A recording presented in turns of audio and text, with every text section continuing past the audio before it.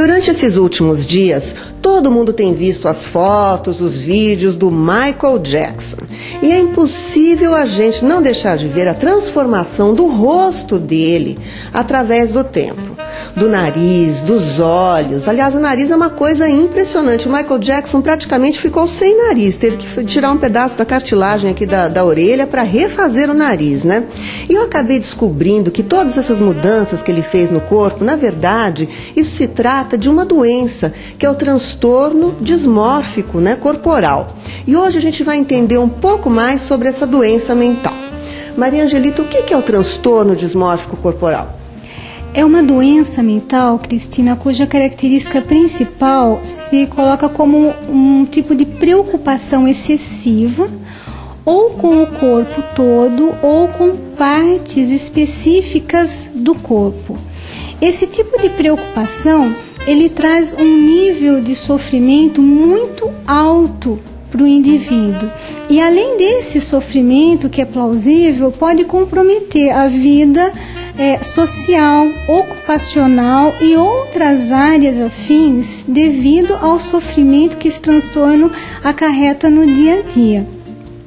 O que é mais comum, como queixa desse transtorno, por exemplo, é a questão da face e cabeça, né? É muito comum esse tipo de paciente, ele ter uma preocupação excessiva com falhas, tamanho, formas, por exemplo, ou do nariz, ou ele achar que tem uma mancha em determinada região da face, a qual só ele vê, ou ele até pode ter uma espinha, que essa espinha para ele é uma cratera, né? É um monstro. E aos olhos de familiares é como as pessoas, o familiar, o amigo, fala, não, mas é apenas uma espinha, né? Quer dizer que ele coloca uma lente de aumento em tudo isso, tudo é uma coisa que se passa dentro da cabeça do indivíduo. É difícil de diagnosticar. Quais são as causas do transtorno dismórfico?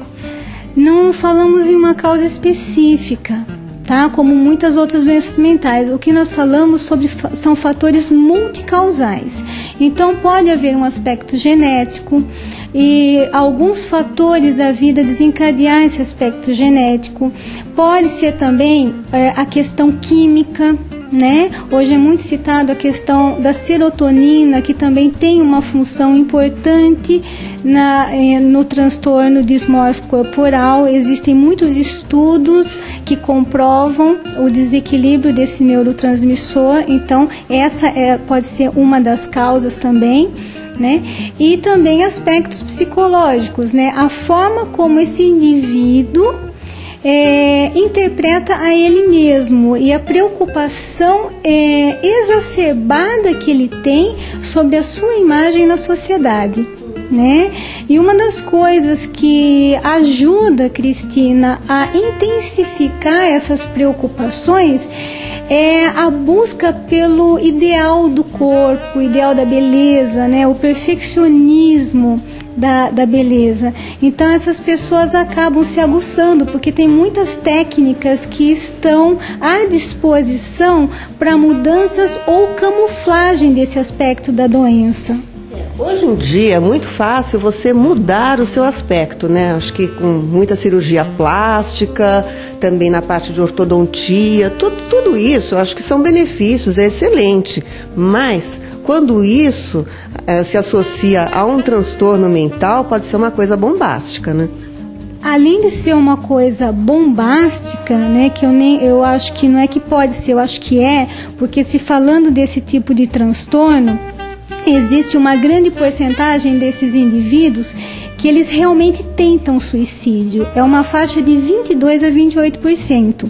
E uma das formas que eles acabam buscando, né, essa infeliz condição é quando eles passam por alterações físicas em busca, né, de solucionar aquele defeito que só eles veem no seu próprio corpo.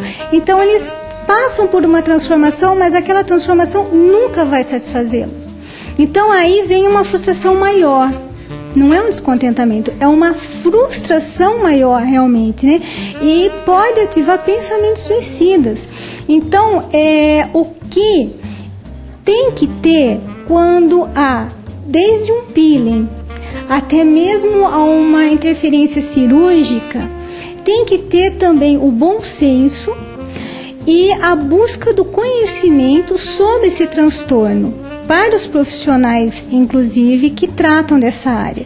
Seria de extrema importância ter uma associação desses profissionais com outros profissionais que fazem um levantamento diagnóstico de saúde mental, né, para ajudá-los a ver até que ponto você vai ajudar aquele indivíduo a melhorar a autoestima como uma intervenção para modificação, ou você vai piorar um quadro de uma doença mental. O médico acaba entrando na loucura do paciente, né? Isso é muito comum na adolescência, o início desse tipo de transtorno? Segundo um dos códigos, né, o DSM-4 de doenças mentais que a gente trabalha, o início dessa doença normalmente é na adolescência. O curso desse transtorno, na verdade, ele não dá folga de sintomas para o indivíduo, ele continua ao longo da vida. O foco da preocupação pode mudar ou permanecer o mesmo, né? Como eu citei a questão do suicídio, mas lembrando que 22 a 28% das pessoas nesse curso da doença tentam suicídio. Tá? E também não se fala em cura, mas se fala em tratamento, e depois do tratamento um acompanhamento para manutenção dos novos comportamentos para esse indivíduo. Angelita, encerrando a nossa entrevista, eu gostaria que você mandasse um recado para o pessoal de casa, né, para ficarem atentos a esse tipo de transtorno, porque as coisas vão acontecendo, quando a gente vê, já é tarde demais, né? Na verdade, o toque seria que o exagero, ele é um problema em tudo. Então, se existe um exagero na preocupação de alguma parte do corpo ou algum local em particular em que as outras pessoas não percebem a mesma preocupação ou a mesma diferença, isso pode ser, não estou falando que né, um sintoma do transtorno dismórfico, mas nada melhor do que, se suspeita desse transtorno, procurar um profissional habilitado para conduzir um diagnóstico e depois um tratamento. Obrigada, Angelita.